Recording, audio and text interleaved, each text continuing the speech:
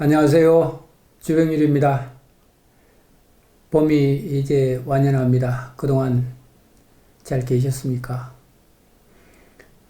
오늘은 2021년 신춘문예 시 당선작 말씀을 계속 이어가도록 하겠습니다.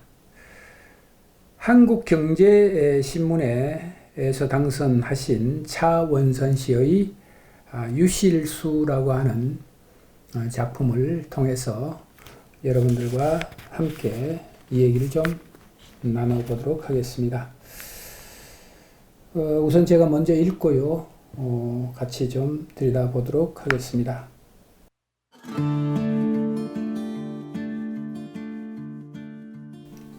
유실수 차원선. 너의 눈 안에는 열매를 맺으려 하는 나무가 있다. 너의 눈에 나무를 심은 사람이 저기 소각장에 앉아 있다. 자신의 옷을 다 태우고도 헐벗은 너를 보고 있다. 멀뚱히 있는 너와 떨어진 잎을 한데 덮는다. 앙상해지도록 베고 누웠다. 잔향 더미로 만든 모래시계, 마른 낙엽을 주워 구덩이로 몰아넣었다. 왜 내 얘기를 듣고 있어요? 낯선 사람인가 봐. 쓸쓸하다고 하면 데려갈 텐데 그대로 있어요. 반딧불이 물이 지어 올리는 온도, 올라가는 건물. 빈 곳은 비어 있었던 적이 없고 마지막으로 옮긴 불씨 조각이 다 자란 나무의 잎에 옮겨 붙는다. 오랫동안 그를 알았다. 열매를 남긴 나무, 앨범에 적히고 눈 안에 마른 씨앗을 품던 자리가 바스러져 날아간다. 몇천 땅으로, 몇천 모를 곳으로.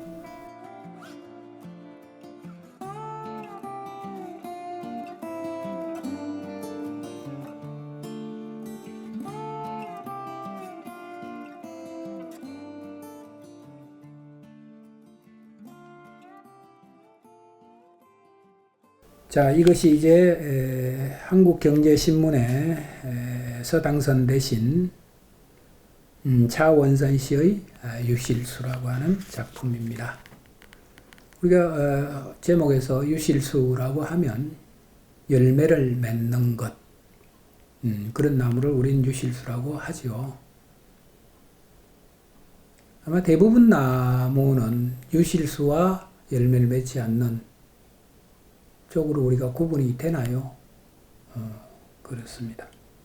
뭔가를 남기는 것, 그런 것들이 우리가 유실수가 아닌가요? 결과에 대한 과정을 통해서 결과를 갖게 되는 것, 그것이 이제 유실수고, 인생도 그와 같지 않겠습니까? 태어나서 이 세상을 떠날 때까지는 자기가 걸어왔던 그 궤적에 의한 결과를 손안에 받아들고 이 세상을 마무리할 겁니다. 인생도 그렇습니다. 자, 같이 한번 들어가서 꼼꼼히 들여다보도록 하겠습니다. 너의 눈 안에는 열매를 맺으려 하는 나무가 있다, 이렇게 얘기를 하고 있습니다. 너라고 하는 것과 그 대상과 나라고 하는 화자죠. 너라고 하는 것, 무엇을 가지고 너라고 얘기를 할까요? 여기에서 보면 열매를 맺으려 하는 나무죠. 너의 눈 안에는 열매를 맺으려 하는 나무가 있다, 이렇게 얘기를 하고 있습니다. 근데 우리는 대체적으로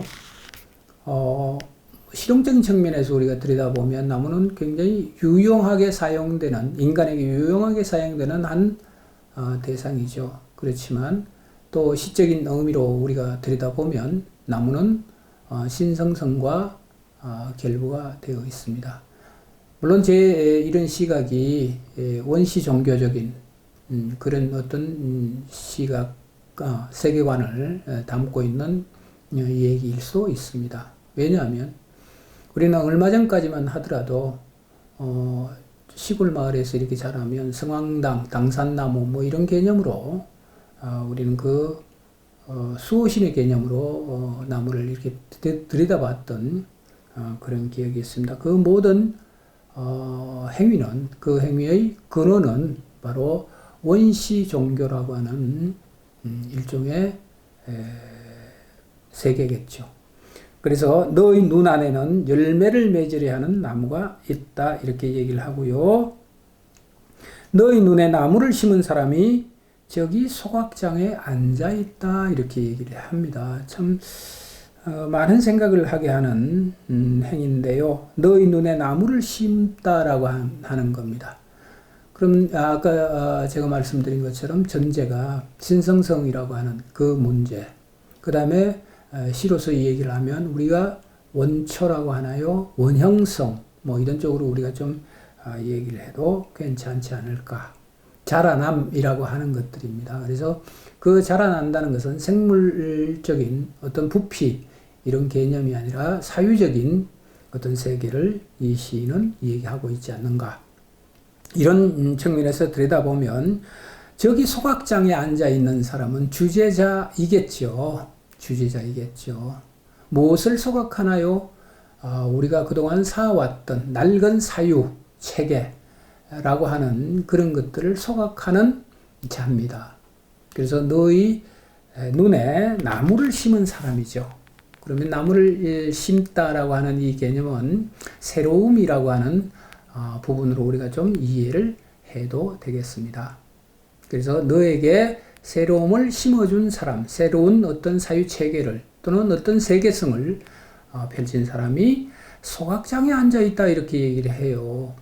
그럼 무엇을 하기 위해서 소각장을 앉아있는가 라는 의문을 우리는 가질 수 있을 텐데요. 그런데 흔히 이제 우리가 소각장이라고 한다면 태워 없애는 것이잖아요. 태워 없애는 것입니다. 그 태워 없애기 위해서 앉아있는 자입니다. 그럼 무엇을 태워 없앨까요?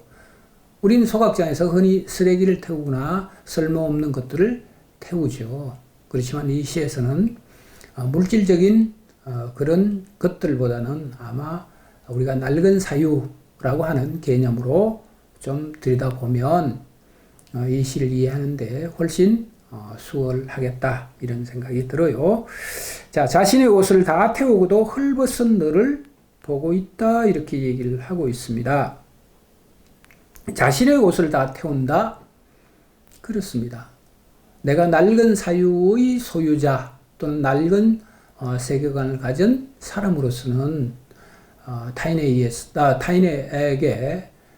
새로운 세계를 심을 수도 없고 나무를 심을 수도 없고 그렇습니다. 내 스스로 다 태우고 난 뒤 이렇게 우리가 들여다보면 자신의 옷을 다 태우고도 헐벗은 너를 보고 있다 이렇게 얘기를 하고 있으니까 너라고 하는 이 대상은 아마 나를 지칭하는 것이 아닌가, 나를 지칭하는 것이 아닌가 이렇게 우리가 좀 들여다보고요. 이때 자신의 옷을 다 태운 사람은 자는 누군가? 소각장에 앉아있는 자겠죠.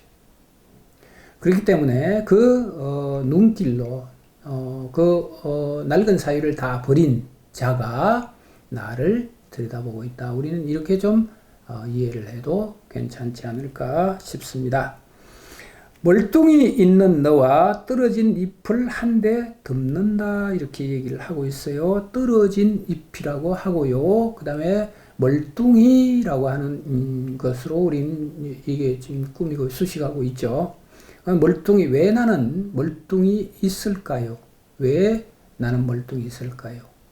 새로운 사유의 받아들임 이런 것들에 대해서 잠시 둥절해 있거나 아니면 그것을 쉬 받아들이지 못하는 화자입니다. 그래서 멀뚱히 있는 너와 떨어진 잎을 한데 덮는다 이렇게 얘기를 하고 있는데 이때 이 떨어진 잎은 바로 낡은 사유 체계 뭐 이런 쪽으로 우리가 좀 생각을 해도 될 것 같습니다. 세상은 늘 변화무쌍하죠. 우리가 어제 알았던 어떤 지식적 토대 이런 것들은 오늘 벌써 그것은 낡은 것이 되고요. 우리의 사유체계도 그렇습니다. 우리는 그것이 고정불변하다라고 생각을 하고 있지만 절대 그렇지 않다라고 하는 것을 좀 생각을 하셨으면 좋겠습니다. 그래서 떨어진 잎이 바로 낡은 사유의 세계, 낡은 세계, 우리가 그렇게 봐도 될 것 같습니다.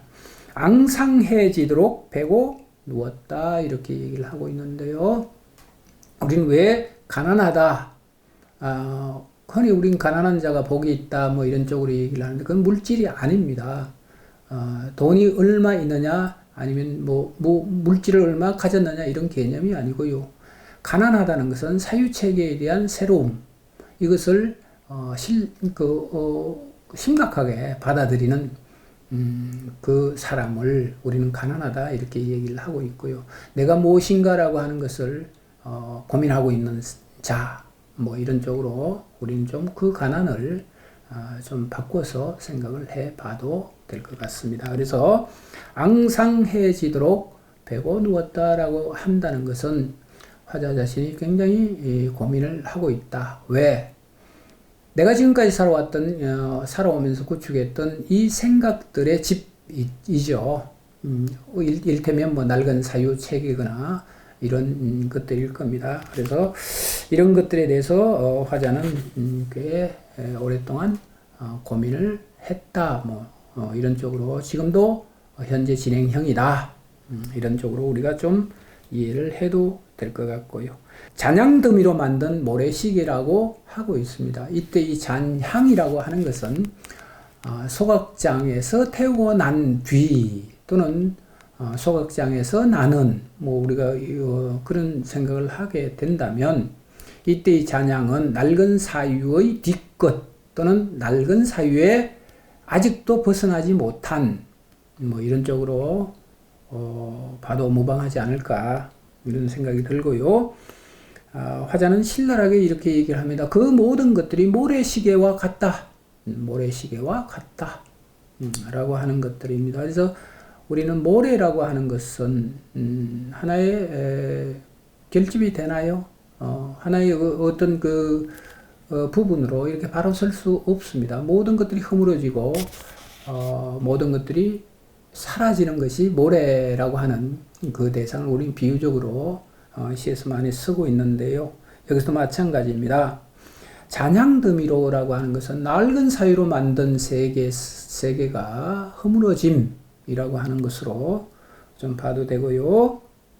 마른 낙엽을 주어 구덩이로 몰아 넣었다. 이렇게 얘기를 하고 있습니다. 이때 구덩이는 폐기 처분 이런 쪽으로 좀 생각을 해도 무방하지 않을까. 그렇다면 마른 낙엽을 주어 구덩이로 몰아넣었다라고 하는 것은 낙엽으로서의 역할, 잎으로서의 역할이 다한 이런 것들이 우리가 낙엽인데 또 일반적으로는 또 다른 측면에서도 생각을 할 수도 있겠죠. 낙엽은 낙엽을 통해서 우리는 허무라고 하는 것을 배우고요. 시간이라고 하는 것을 배우고 순환이라고 하는 것을 또 배웁니다. 크게 얘기하면 또 윤회라고 하는 불교적인 사상도 우리는 좀 가질 수가 있습니다.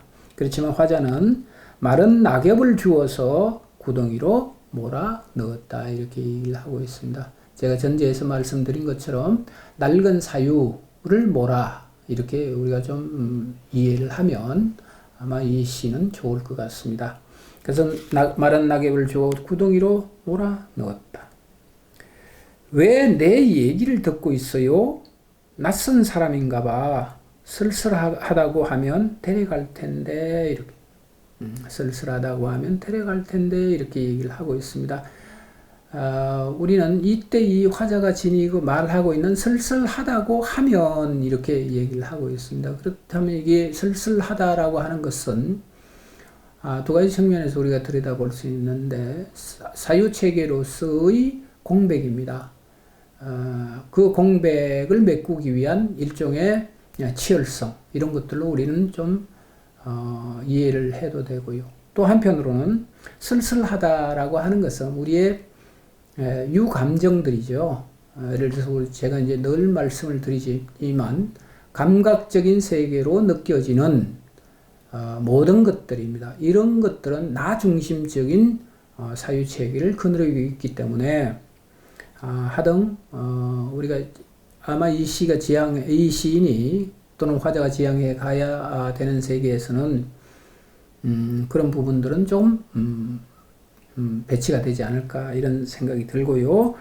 낯선 사람인가봐 쓸쓸하다고 하면 데려갈 텐데 그대로 있어요. 반딧불이 무리지어 올리는 온도, 올라가는 건물입니다. 자, 여기서 이제 우리가 지금까지 해석해 왔던 부분들이 확연하게 의도성이 드러나고 있습니다. 반딧불이 무리지어 올리는 온도는 온도가 올라가지 않습니다. 그건 결과가 유실수처럼 어떤 결과로 화하지를 않죠. 변하지를 않습니다. 왜냐하면 나타났다가 사라지는 것이 반딧불의 속성입니다. 저도 어릴 때 이 반딧불이를 참 많이 잡아서 아마 생태론자들 또는 환경주의자들 이렇게 보면 저는 많이 욕을 얻어먹을 겁니다. 아마 어릴 때는 수없이 그 들판을 밤중에 들판을 다니면서 이렇게 반딧불이를 잡았던 기억이 있는데요. 근데 그때 그 잡고 보면 아주 아름답죠. 그렇지만 손 안에서 아무리 반짝거린다고 하더라도 그 반딧불이는 온도를 제가 느끼지 못했습니다. 온도가 없는 거죠. 그렇다면 유실수처럼 결과가 없는 나타남과 사라짐입니다. 그래서 올라가는 건물 이렇게 얘기를 하고 있어요. 우린 욕망입니다. 이 건물은 물론 제 사무실도 24층인가요? 이게 굉장히 높은 건물에 이렇게 속해서 여기에 거주하고 있긴 하지만 우리가 건물을 높이 이렇게 지어 올린다는 것은 욕망의 일종의 욕망의 표현입니다. 욕망의 표현이고 특히 우리나라 같은 경우는 수요는 많고 토지에 대한 수요는 많고 토지는 협소하니까 자꾸만 높이 이렇게 지어 올리죠. 그렇지만 그 이외에도 마천루라고 하는 개념으로 그렇게 들여다보면 자꾸만 건물을 높이 올린다는 것은 일종의 자기 욕망에 대한 실현 뭐 그런 것들의 충족이 아닐까 이런 생각이 들고요. 그래서 반딧불이가 무리지어 올리는 온도는 곧 뭐요? 올라가는 건물과 같이 이런 것들은 언제든지 나타났다가 사라지고야만 하는 그런 대상들입니다. 화자에게는 자, 빈 곳은 비어 있었던 적이 없고 아주 좋은 말입니다. 빈 곳은 비어 있었던 적이 없습니다. 자, 우리가 여기서 이제 조금 어려운 얘기로 좀 가면 불교에서는 있는 것도 아니고 없는 것도 아니다 이렇게 얘기를 하고 있는데 그것이 바로 빈 곳이죠. 공이라고 하는 사상입니다. 그래서 그 공은 유도 아니고 무도 아닌 것입니다. 이제 이런 얘기 들어가면 굉장히 좀 복잡해지고 조금 머리가 지근지근 할 텐데요. 자, 이 시인이 저는 이 전체 시 중에서 빈 곳은 비어 있었던 적이 없고라고 얘기를 한다라고 하는 것에 대해서 놀랐습니다. 제가 방금 말씀드린 공이라고 하는 이 개념이죠. 이 개념에 대한 올바른 이해를 이 시인은 지금 하고 있는 것이 아닌가 이런 좀 생각을 했습니다. 그래서 빈 곳은 비어 있었던 적이 없었죠. 우리가 있다 없다라고 하는 이 개념입니다. 있음을 전제로 하는 것이 빈 것이죠. 빈 것입니다. 빈 것을 전제하는 것이 있음이라고 하는 것들입니다. 그런데 있고 없고가 없는 그곳에서는 뭐죠? 비어 있었던 적이 없는 거죠. 비어 있었던 적이 없습니다. 이것이 이제 말장난 같지만 굉장히 그 의미론적인 그 부분입니다. 그래서 불교에서는 뭐 인식론 뭐 이런 쪽으로도 많이 치우쳐서 얘기를 하고 있는데요. 이제 그 부분은 아마 제가 기회가 되면 좀 공부를 더 해서 여러분들에게 명확하게 말씀을 좀 드리도록 하겠습니다. 마지막으로 옮긴 불씨 조각이 다 자란 나무 잎에 옮겨 붙는다. 이렇게 얘기를 하고 있습니다. 마지막으로 옮긴 불씨 조각이 다 자란 나무 잎에 옮겨 붙습니다. 아까 이제 말씀을 제가 그렇게 드렸습니다. 나무라고 하는 것은 어떤 신성성입니다. 신성이라고 하는 것은 물론 불가해한 그런 세계일 수도 있겠지만 신성이라는 것은 새로움입니다.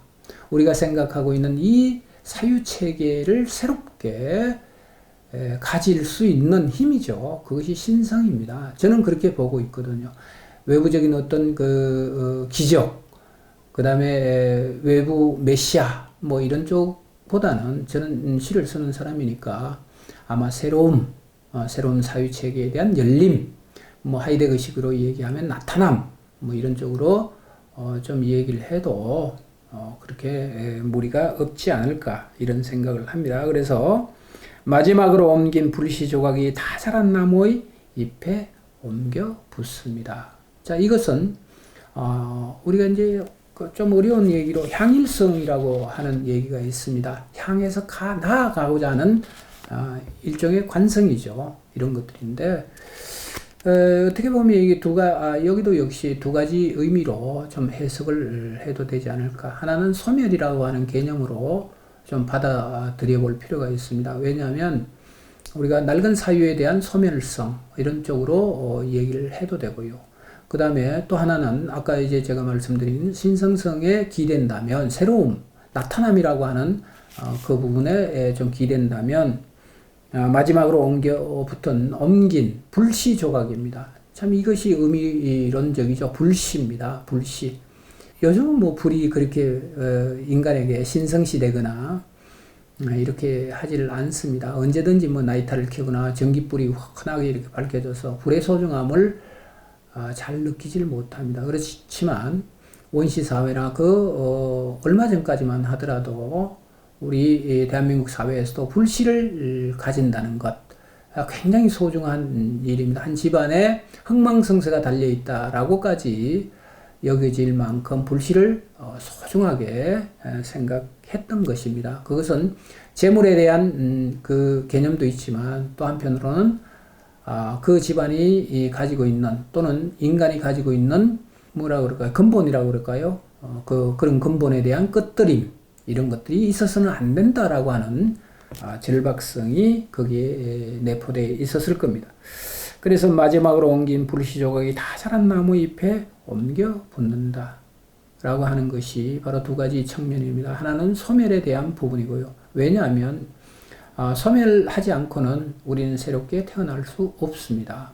멸하지 않고는 내가 기존 지니고 있던 어떤 체계라든가 사유라고 하는 이 낡은 틀이죠. 낡은 틀을 버리지 않고는 새로움이 내게 닥치지 않는다라고 하는 문제와 또 한편으로는 낡은 것을 태우지 않고는 그런 것들입니다. 태우지 않고는 오지 않는다라고 하는 개념.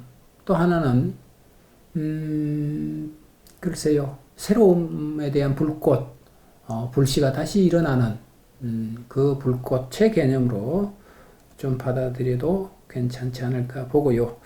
자, 오랫동안 그를 알았다라고 얘기를 하고 있는데 화자는 그라고 하는 대상을 아마 사람이 아닙니다. 여기는 소각장에 앉아있던 새로움이죠. 소각장에 앉아있던 새로운 세계입니다. 그래서 오랫동안 그 새로운 세계에 대해서 고민을 해왔다라는 형식으로 우리는 이해를 하면 좋겠고요.